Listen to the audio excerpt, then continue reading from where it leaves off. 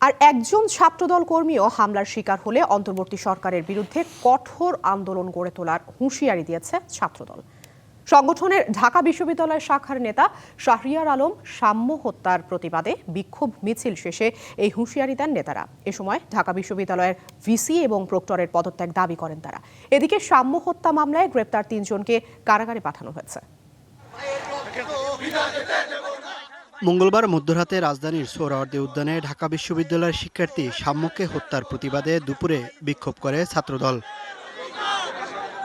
বেলা 12টায় রাজু ভাস্কর্যের পাদদেশ থেকে মিছিল শুরু করে কলা ভবন, মধুর ক্যান্টিন হয়ে উপাচার্যের বাসভবনের সামনে সমাবেশ করেন তারা।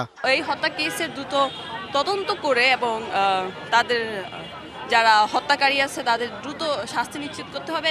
তো তাদের অবশ্যই পদত্যাগ করা উচিত, এটা তাদের নৈতিক দায়িত্ব। এখন তাদের এই পদত্যাগ তাদের পদ থেকে সরে আসা উচিত। এ সময় ছাত্রদল নেতারা স্বরাষ্ট্র উপদেষ্টা, উপাচার্য ও প্রক্টরের পদত্যাগ দাবি করেন। এছাড়া যদি সংগঠনের আর একজন কর্মীও আহত হয় তাহলে আন্দোলনের হুঁশিয়ারি দেন তারা।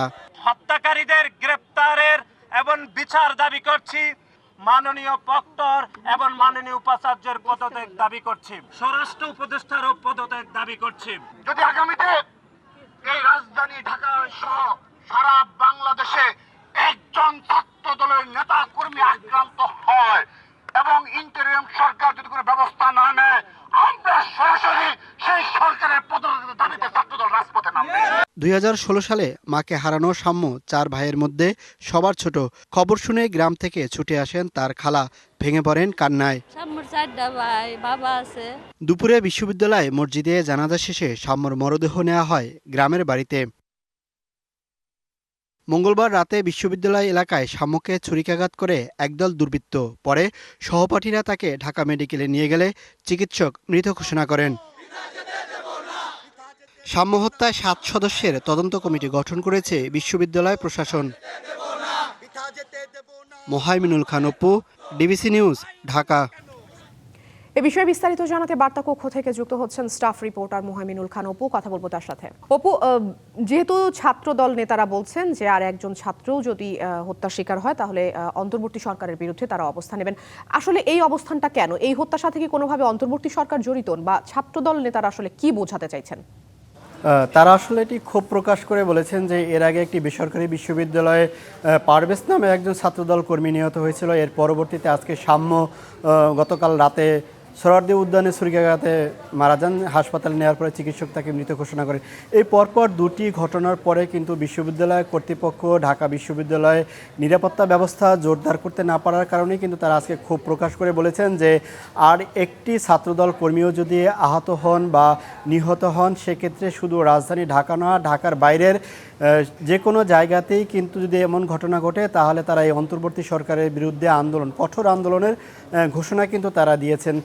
আপনাকে যদি আরেকটু যোগ করি, এর আগে যে সাম্য হত্যা, এই যে সাম্য তিনি হচ্ছে ঢাকা বিশ্ববিদ্যালয়ের শিক্ষার্থী, তবে তার সিরাজগঞ্জের যে উল্লাপাড়ায় তিনি কিন্তু মা হারা প্রায় 2016 সালে কিন্তু তিনি তার মাকে হারিয়েছেন।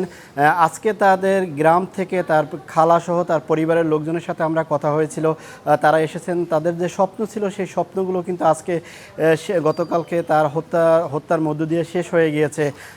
আপনাকে যদি আরেকটু যোগ করি যে এই ঘটনায় সন্দেহভাজন কিন্তু 3 জনকে পুলিশ আটক করে। পরে যে মামলা হয়েছিল সে মামলায় কিন্তু যখন আদালতে তোলা হয়, আদালত তাদেরকে কিন্তু কারাগারে প্রেরণ করে। এর আগে গতকাল রাতে সোহরাওয়ার্দী উদ্যানে এই সাম্যর সাথে একটি মোটরসাইকেলের ধাক্কা, সাম্যর গাড়ির সাথে অন্য একটি গাড়ি ধাক্কা লাগে। আমি জানতে চাচ্ছিলাম যে সাম্যকে কি করে হত্যা করা হলো, সেই বিষয়টা আপনার প্রতিবেদনের মাধ্যমে আমরা জেনেছি। একটু যদি আমাকে জানান যে পুলিশ আসলে কি বলেছে, যে সন্দেহভাজন 3 জনকে গ্রেপ্তার করেছে তারা আসলে কারা, তাদের কোনো পরিচয় নিশ্চিত হওয়া গেছে কিনা, তারা কি আসলে ছাত্র না দুর্বৃত্ত, তাদের আসলে পেছনের ব্যাকগ্রাউন্ডটা কি? পেছনের ব্যাকগ্রাউন্ডে এখনও তারা পরিষ্কার করে বলেনি, তবে এটি যখন তারা এখন আসামি এবং সন্দেহভাজনভাবে তাদেরকে গ্রেপ্তার করেছে পুলিশ, এটি যখন কোর্টে তোলা হবে আইনের মাধ্যমে আসলে এটি প্রমাণিত হবে আসলে তারা কি প্রকৃত আসামি নাকি নির্দোষ, সেটি কিন্তু আদালত তাদের প্রমাণ করবে। তবে ঢাকা বিশ্ববিদ্যালয়ের শিক্ষার্থীরা, ছাত্রদল সহ অন্যান্য শিক্ষার্থীরাও কিন্তু আজকে আন্দোলনে বিক্ষোভ সমাবেশে যোগ দিয়েছিলেন।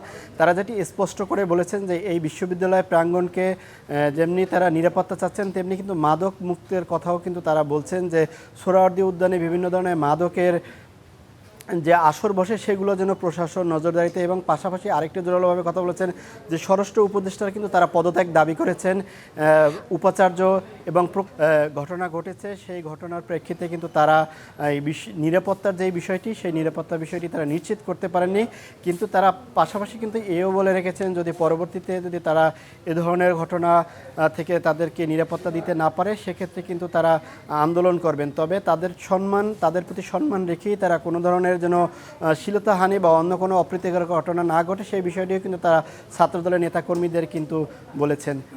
মোট কথা হলো যে বিশ্ববিদ্যালয়ের যে নিরাপত্তা, এই নিরাপত্তা যেন প্রক্টর ভিসি তারা যেন জোরদার করে, এই বিষয়টি কিন্তু তারা বারবার বলেছেন যেন আর একটি হত্যাকাণ্ড যেন ঢাকা বিশ্ববিদ্যালয়ের মতো ক্যাম্পাস বা এরিয়াতে না হয়। আপনি নিশ্চয়ই অপু, আপনার বক্তব্যে পুরোটা পরিষ্কার হয়েছে।